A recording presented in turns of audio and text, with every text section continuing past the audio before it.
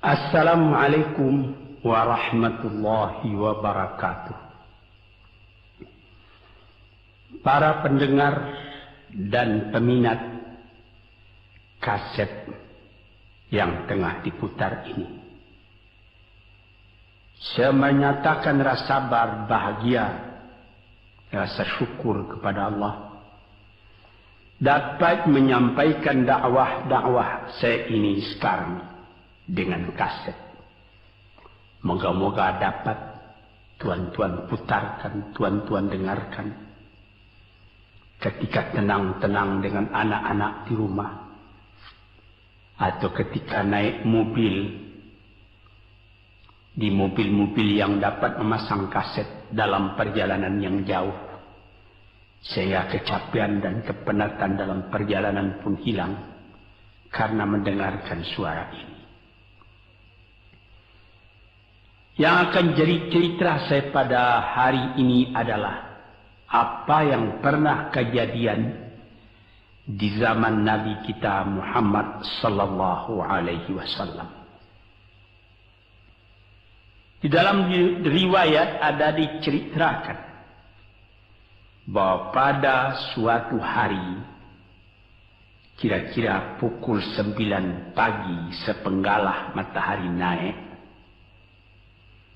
Rasulullah sallallahu alaihi wasallam berjalan dari rumahnya, dari biliknya, menuju ke dalam masjid beliau yang mulia di Madinah. Ketika itu biasanya ada juga orang yang sembahyang di masjid, sembahyang sunat duha. Tapi umumnya masyarakat sudah keluar dari rumahnya pagi-pagi, bekerja menurut bidang masing-masing. Yang pergi bertani, yang pergi berniaga, yang pergi mengembalakan unta atau kambingnya.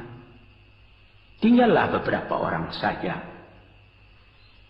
Beliau lihat di sudut masjid ada satu orang pemuda sedang duduk tafakur termenung. Mukanya kelihatan muram saja, menunjukkan kesedihan yang terpendam di dalam hatinya. Rasulullah mendekat kepada pemuda yang tafakur itu. Setelah dilihatnya Rasulullah datang, dia pun menengadahkan muka. Rasulullah pun bertanya, "Mengapa di saat begini engkau duduk tafakur dalam masjid? Dan wajahmu kelihatan ada menampakkan kesedihan atau muram durja. Apakah yang engkau derita sekarang ini?" Jadi pemuda tadi menjawab, "Hazanun lazimatni ya Rasulullah wa duyunun." Artinya, aku ditimpa duka cita ya Rasulullah karena utang. Rupanya orang ini berutang. Utang telah lama, janji sudah dekat, persediaan buat membayar belum ada. Itu yang saya menungkan di sini ya Rasulullah. Dengan senyum Rasulullah menjawab, "Sudikah engkau kalau aku ajarkan kepadamu suatu bacaan? Apabila bacaan ini, yaitu berupa doa, engkau baca pagi-pagi, dan nanti petang-petang pun engkau baca pula dengan hati khusyuk, insyaallah hutangmu itu akan terbayar." Tentu pemuda tadi dengan besar hati menjawab, "Tentu ya Rasulullah.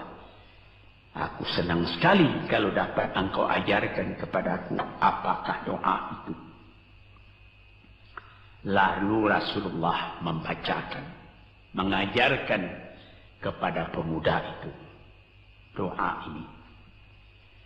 Inilah yang akan saya bacakan pula, mudah-mudahan kita semuanya dapat pula mengambil bacaan ini menjadi bacaan kita. Kita baca pagi, kita baca petang. Apa bunyinya? Allahumma inni a'udzubika minal hammi wal hazani wa a'udzubika minal ajzi wal kasli wa a'udzubika minal bukhli wal jubni wa a'udzubika min ghalabati daini wa qahrir rijal. Sebelum kita uraikan atau kita tafsirkan artinya satu demi satu, baik kita artikan secara keseluruhan lebih dulu.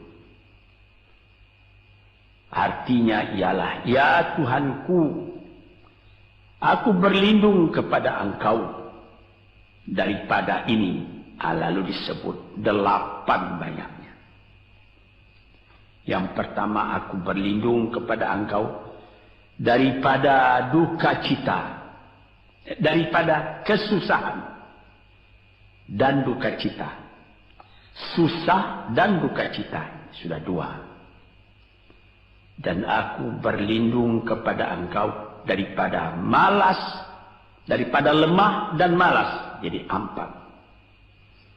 Dan aku berlindung kepada Engkau daripada bakhil,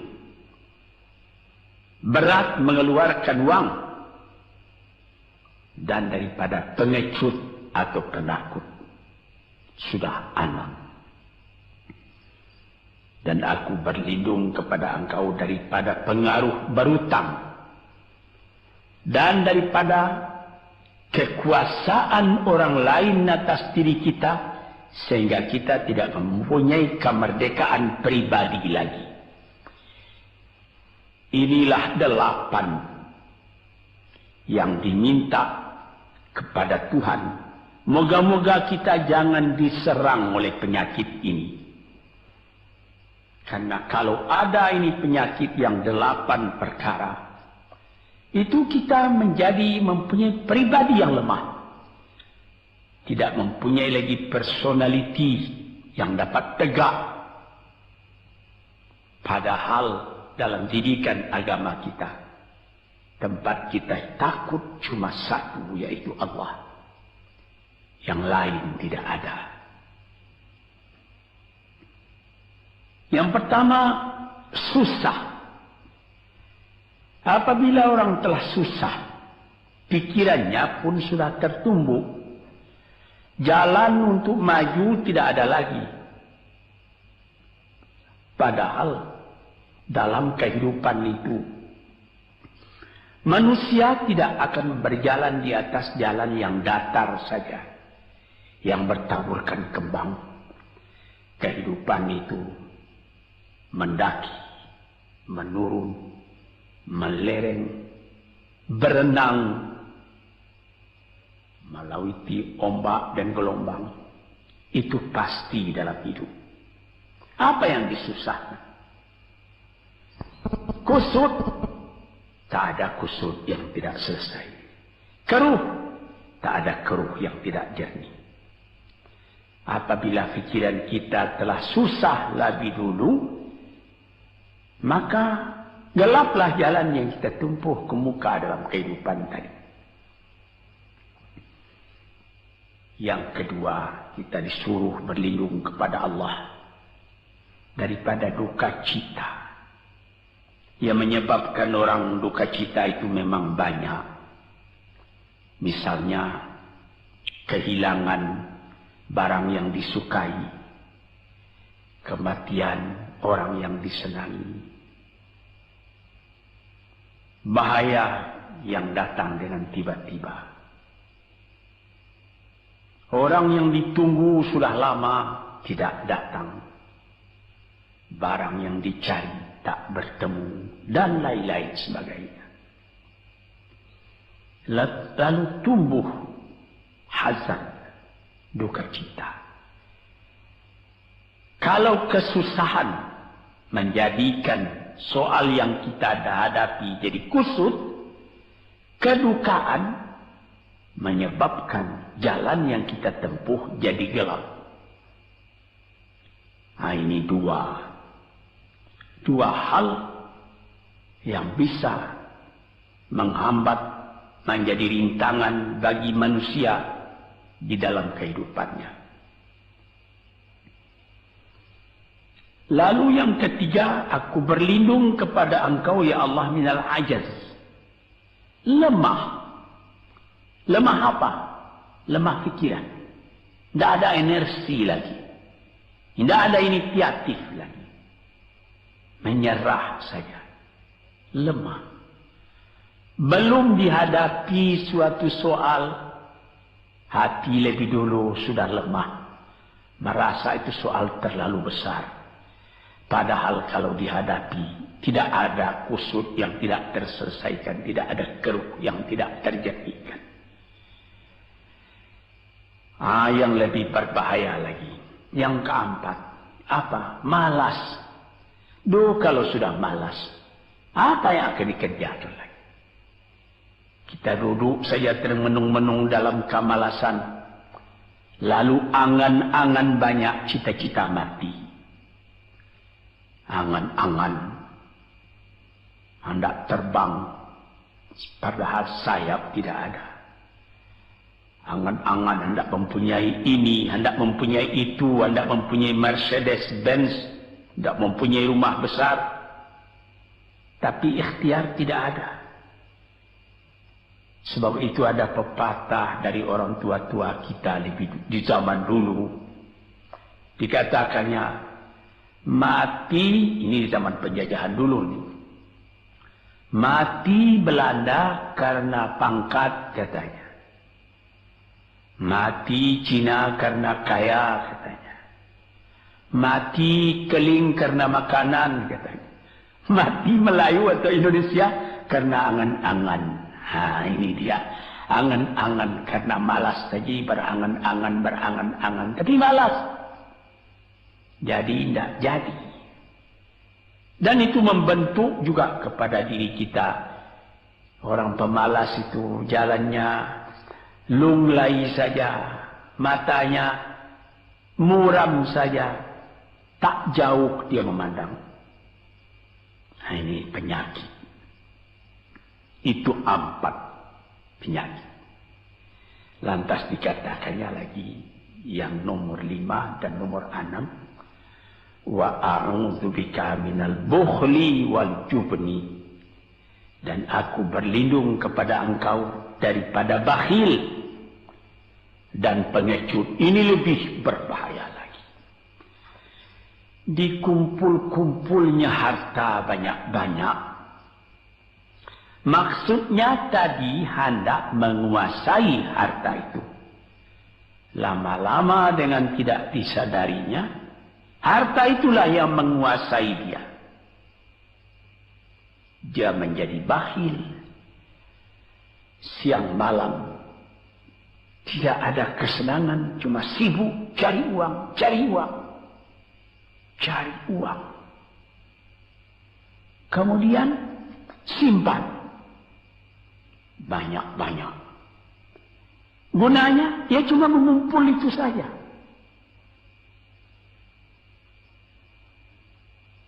Akhirnya berapa banyaknya orang yang mengumpul harta banyak-banyak, faidahnya tidak didapatnya. Saya ingat cerita dahulu 40 tahun yang lalu ketika saya masih tinggal di kota Medan. Ada satu orang kaya mengumpul harta. Terkenal dia kaya di Medan, beberapa buah rumah, puluhan rumah yang dipersewakannya. Dan ada lagi harta-harta yang lain. Dia berjalan di jalan raya kota Medan itu dengan jalan kaki pakai payung satu. Padahal orang sudah mulai membeli mobil. Entah Cadillac lah, entah Chevrolet lah. Model-model yang terkenal sebelum perang. Anaknya mengambil faidah dari kekayaan ayahnya. Dia beli mobil dengan uang ayahnya. Lalu orang bertanya, Tuan, anak Tuan sudah naik mobil, Tuan masih jalan kaki. Apa jawab si bakhil tadi? Saya anak orang miskin, anak saya anak orang kaya, katanya. Nah, inilah orang yang bukan lagi mencari harta buat menguasai harta itu, tetapi dia mencari harta buat dikuasai oleh harta itu. Yang nomor 6 lebih jahat lagi. Apa? Jubun, pengecut. Pengecut ini menjadikan separuh dari kehidupan manusia menjadi gagal. Ada pepatah orang, kalau engkau berniaga atau berusaha, meskipun modalmu tadinya tidak ada, asal engkau berani, itulah modal utama dalam hidup.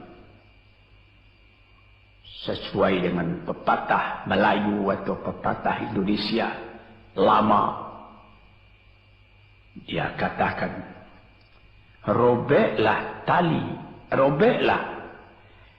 putuslah tali layang-layang, robek kertas tentang bingkai. Hidup jangan mengepalang, tidak kaya berani pakai. Hidup jangan mengepalang, tanggung-tanggung jangan. Tidak kaya berani pakai. Keberanian itu adalah modal. Sebab itu kalau orang rugi berniaga, itu belum rugi. Yang penting berani. Karena adat perniagaan itu tidak saja beruntung, rugi juga kadang-kadang. Tapi kalau keberanian yang hilang, separuh daripada kekayaan tadi sudah habis. Walaupun masih banyak ada, tapi keberanian tidak ada, separuh sudah habis. Akhirnya, walaupun kekayaan besar, tapi kepercayaan hilang, itu namanya habis, tidak ada lagi. Walaupun berjuta yang tinggal dalam tangan, tapi orang tidak percaya. Apa lagi artinya? Sebab itu yang pertama sekali modal itu keberanian menghadapi hidup. Ini 6. Yang ke-7 dan 8, wa a'udzu bika min ghalabatid daini wa qahri rijal, dan aku berlindung kepada Engkau ya Ilahi daripada pengaruh utang. Hutang itu, itulah anak muda yang duduk di sudut masjid tadi, dipengaruhi oleh utang. Sampai Rasulullah sendiri pun mengatakan, iyyakum wad-daina. Jagalah supaya kalau sedapat-dapatnya jangan sampai berutang.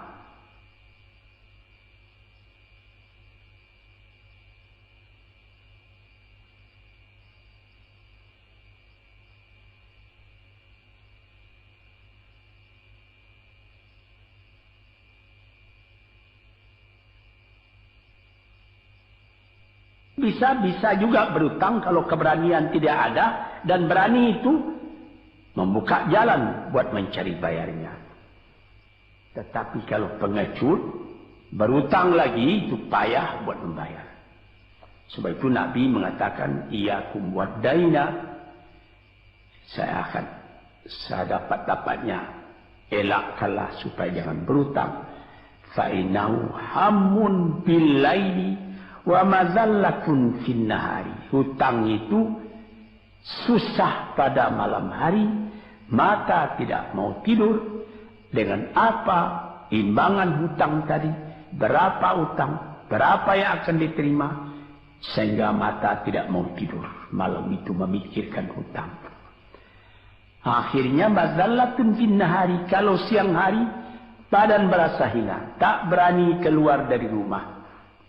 Kota Jakarta yang begitu besar, bersilang siur, jalan-jalan raya, jalan Tamrin, Diponegoro, Imam Bonjol, Cut Mutia, dan lain-lain nama jalan. Ada orang yang jalan itu bertambah lama, bertambah kecil jumlahnya. Kalau orang lain mempunyai 100 macam jalan, dia paling tinggi cuma 2 saja jalan yang dapat jalani. Jalan dari rumahnya ke tempat yang tertentu. Ke lain dia tidak berani. Kenapa? Karena ada tempat dia berhutang. Jadi dikatakan dalam hadis itu, orang berhutang malam tak mau tidur, siang malu sama orang. Takut akan ditanyai, takut akan dicari. Ataupun dia berbenam di rumah, datang orang menunggu piutang. Dia bilangkan kepada pembantunya atau kepada anaknya, katakan bapak tidak di rumah. Anak yang tolol atau pembantu yang tolol menjawab, mana bapak? Dia suruh bilangkan bahwa bapak tidak ada di rumah. Kata anak tadi, betapa susah. Lantas yang nomor 8, waqahrir rijal. Kita tidak mempunyai lagi kemerdekaan diri buat menyatakan perasaan kita. Karena kita segan kepada orang. Kita terlalu banyak berutang budi kepadanya. Kita terlalu banyak mendapat hadiah daripadanya. Kita terlalu banyak dan lain-lain. Sehingga mulut kita jadi tertutup. Tak dapat bercakap lagi. Ditekan oleh hutang budi kepada orang tadi. Kemerdekaan diri tidak ada lagi. Inilah 8 perkara yang ditunjukkan oleh Nabi sallallahu alaihi wasallam kepada pemuda yang duduk tadi. Dapatlah kita mengambil pedoman dalam kehidupan kita sendiri bahwa yang amat penting lebih dahulu ialah kemerdekaan jiwa. Kalau sekiranya di dalam negara yang telah merdeka kita sama sekali menyorakkan, meliuk lambaikan kemerdekaan di mana saja kita pergi. Tapi banyak orang yang lupa negaranya telah merdeka, dirinya sendiri telah menjadi terjajah. Bukan Belanda, karena Belanda sudah lebih 30 tahun pergi meninggalkan negeri ini. Dan bukan bangsa yang lain, tapi penjajahan yang datang daripada sifat-sifat yang lemah yang kita katakan tadi. Kesusahan.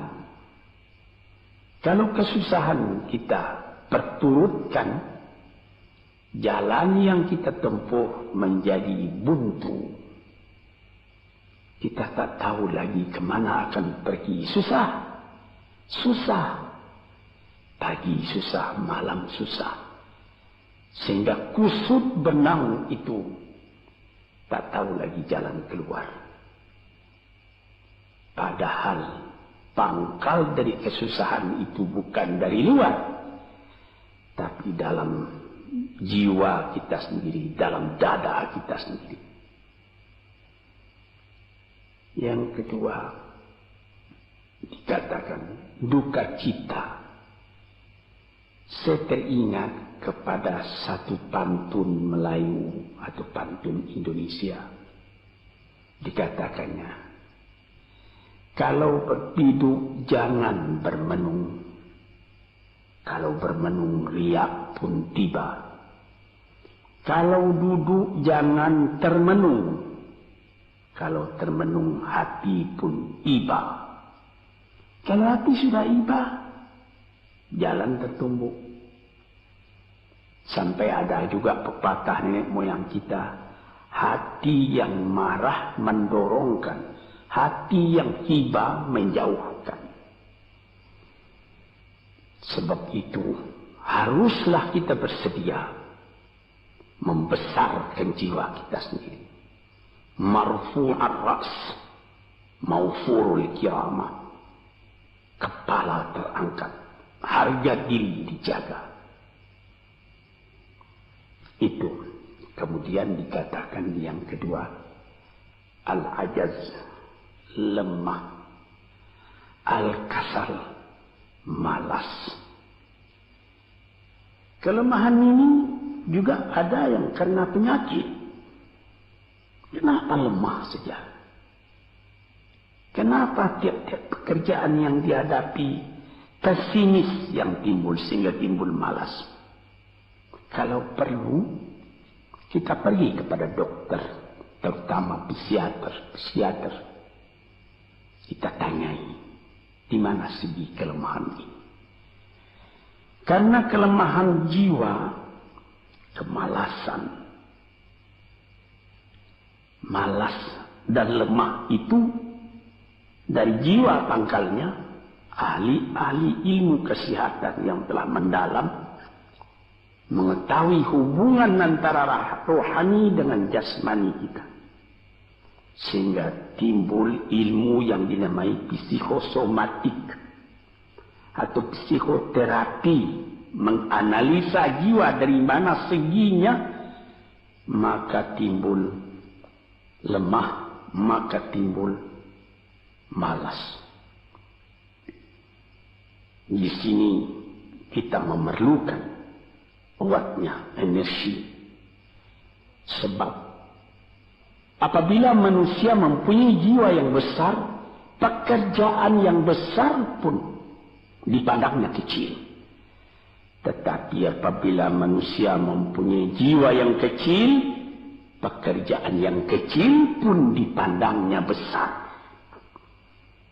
Kita misalkan saja kedua orang pemimpin yang kita cintai dan kita hormati. Proklamator kita Bung Karno dan Bung Hatta. Mereka mempunyai jiwa-jiwa yang besar. Sebab itu mereka memproklamirkan kemerdekaan Indonesia. Indonesia yang besar yang terjadi daripada puluhan ribu pulau. Dengan 45 kata perkataan, 45 patah perkataan. Dengan ini kami menyatakan kemerdekaan Indonesia. Tapi kalau beliau misalnya orang yang berjiwa kecil, dia akan bertanya, bagaimana bisa Indonesia merdeka? Kita sudah miskin, melarat, dulu dijajah Belanda, kemudian ditekan Jepang. Kapan dia mengkaji itu pekerjaan yang detail-detail, yang kecil-kecil, dia anggap itu besar. Nah, ini misalnya. Maka orang-orang yang ajaz, yang lemah, atau yang kasar, yang pengecut, yang pemalas, tidak dapat mengerjakan pekerjaan yang besar-besar. Nah, kemudian yang kelima dan keenam, wa a'udzubika minal bukhli. Aku berlindung kepada engkau daripada bakhil. Menerima mau banyak-banyak, mengeluarkan paling sedikit. Dia anggap, sebagaimana saya katakan tadi, tadinya dia menguasai harta. Akhirnya dengan tidak disadarinya, dia yang dikuasai oleh harta. Akhirnya orang yang begini kerjanya cuma mengumpul-ngumpul harta saja. Kumpulkan harta banyak-banyak. Kemudian Tuhan memanggilnya kembali ke akhirat. Mati. Tidak ada harta tadi yang dibawanya. Tinggal menjadi perselisihan di antara anak dan cucu. Di hari-hari yang pertama, anak tadi menangis.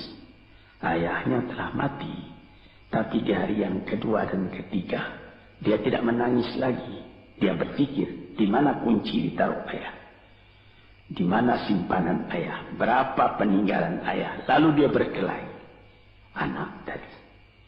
Nah ini, karena si ayah tadi bukhul, bakhil.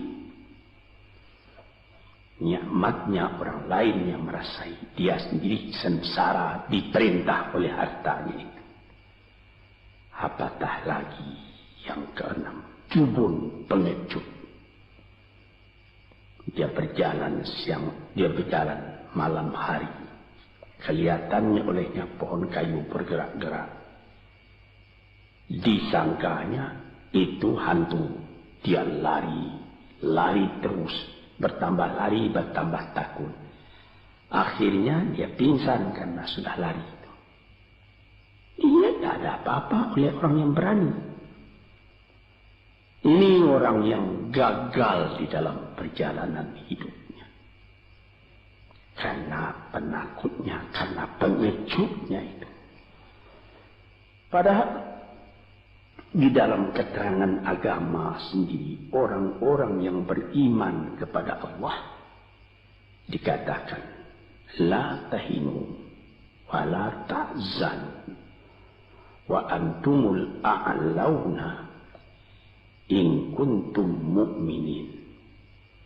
Jangan engkau merasa lemah, jangan engkau merasa duka cita, jangan engkau merasa pengecut. Engkau tinggi kalau engkau beriman kepada Allah Subhanahu wa Ta'ala. Dengan iman kepada Allah Ta'ala itu kita melihat alam dalam keindahannya, dalam kekecilannya. Yang besar cuma Allah. Kita tidak takut karena tidak ada satu bahaya yang akan menimpa kepada diri kita kalau tidak Tuhan yang menentukan. Ini pokok tuan-tuan, para pendengar kaset yang saya muliakan. Kemudian di nomor 7 dikatakan kita berlindung kepada Allah daripada pengaruh hutang. Alangkah kecilnya jiwa orang apabila dia telah berutang kepada orang lain. Dibikin janji, tanggal sekian akan dibayar. Tanggalnya sudah dekat, persediaan belum ada. Lalu timbul kecil jiwa sekali lagi. Apatah lagi qahri rijal yang nomor 8. Yang ke-8 sebagaimana telah kita uraikan tadi ialah qahri rijal. Pengaruh orang lain kepada diri kita sendiri. Sehingga kita tidak berani lagi menyebut kebenaran. Tidak berani lagi mengatakan yang hak. Lidah telah tertutup. Mulut telah penuh dengan air sehingga tidak dapat dibuka lagi. Segan. Kita sudah terlalu banyak berutang budi kepada orang. Walaupun sudah jelas perbuatan orang itu salah misalnya. Kita tidak berani lagi menegur. Dengan demikian timbullah di dalam masyarakat apa yang disebut dalam bahasa Arab munafik. Yaitu lain di mulut, lain di hati. Hati mengatakan perbuatan orang ini salah. Tapi mulut mengatakan, bagaimana pikiran saya? Bagaimana pendapat Tuhan sekarang tentang perbuatan saya ini? Baik Bapak, ini bagus Bapak, itu sudah betul Bapak. Padahal tidak. Ini kecelakaan yang nomor 8. Kita minta kepada Allah supaya kita dilepaskan dari pengaruh-pengaruh orang, pengaruh manusia. Sehingga kita tidak berani lagi menyebut apa yang benar itu. Padahal di dalam hadis dikatakan qulil haqq walau kana murran. Katakan yang benar itu walaupun pahit sekalipun. Ini murah menyebutnya. Tetapi kalau jiwa sudah tertekan, tidak berani menyebutnya lagi. Para pengikut kaset yang tercinta, itulah 8 perkara diperingatkan, dituliskan, diajarkan, disuruh hafal oleh Nabi kepada pemuda yang beliau dapati termenung duduk seorang diri tadi. Dengan patuh dia turuti kehendak Nabi, dia baca itu tiap pagi, dia baca itu tiap sore, dia pahamkan apa isinya. Lalu timbul energi baru dalam dirinya, semangat yang baru. Langit pun kelihatan cerah, bintang pun kelihatan berkelap-kelip, matahari pun kelihatan bercahaya, dan dia sudah melihat kehidupan ini dengan mata yang terang. Kemudian dia bertemu dengan Nabi, ya Rasulullah, saya mengucapkan terima kasih. Penyakit-penyakit tak ada pada saya lagi, utang saya sudah terbayar, dan saya akan memulai hidup yang baru. Inilah jawab dari pemuda tadi. Dan inilah jadi pedoman pula bagi kita kaum muslimin. Kalau kita terjadi pada diri kita beberapa hal, salah satu dari yang 8 perkara itu. Baca doa ini pagi, baca doa ini petang, lalu berusaha. Jangan cuma berdoa, berusaha, berdoa dan berusaha. Allah akan membukakan kepada kita pintu rahmatnya, memberikan nikmatnya yang berlipat ganda, sehingga segala sesuatu yang di kiri kanan kita menjadi kekayaan, menjadi inspirasi buat maju ke depan di dalam kehidupan ini.